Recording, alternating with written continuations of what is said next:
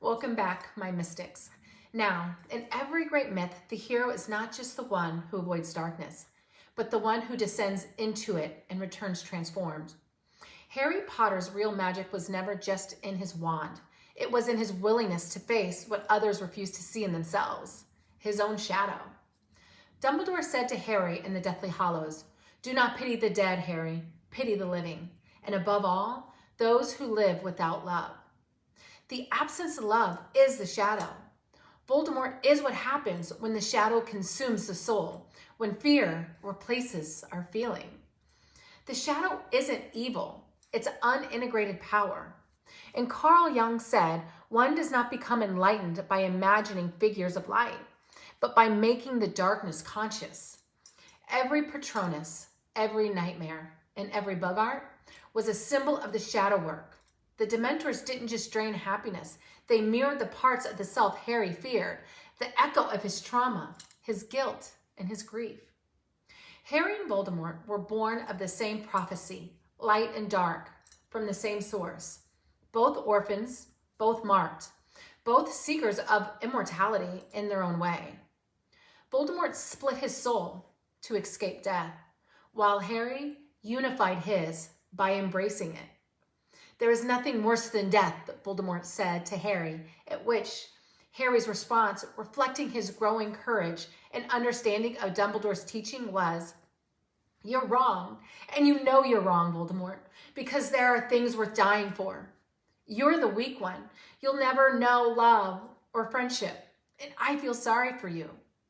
In that moment, Harry's compassion was a spell that Voldemort could never cast. Alchemy isn't about gold. It's about integration, turning fear into courage, anger into passion, and grief into wisdom. The Mirror of Erised shows us desire, the Bogart shows us fear, and the Pensieve shows us memory, each a magical technology of shadow work. Every spell, every challenge, and every Horcrux destroyed was a layer of the psyche reclaimed.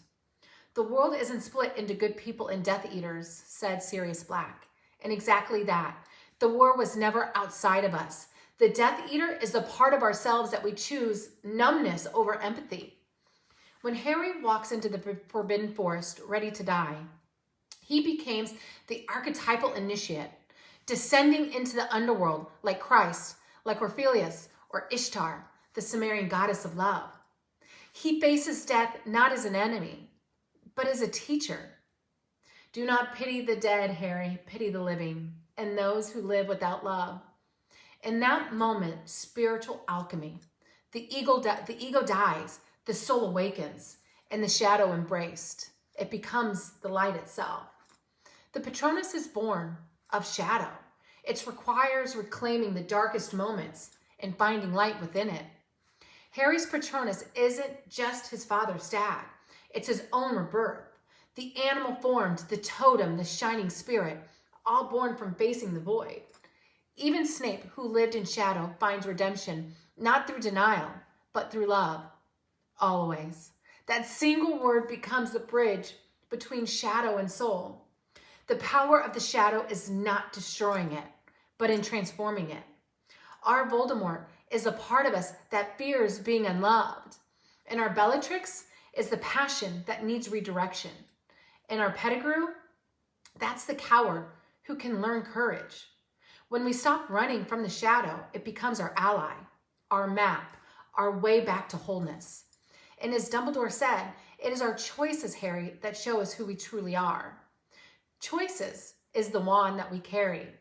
Intention is the spells we cast. And our consciousness, it's the light that we are.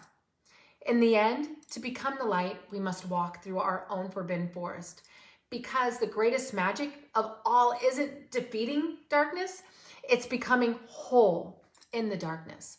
For the light was always hidden in the shadows. If this journey through the shadows and light reveals a little more of your own magic, don't forget to like and subscribe for more hidden wisdom from the wizarding world. Next time, we step into the numerology game. And the power of numerology and why age 11 isn't just when witches and wizards receive their Hogwarts letters, but the moment the soul awakens to its real destiny. So until then, Remember, the light you seek has always been within your own shadow. In the next episode, it's the power of 11.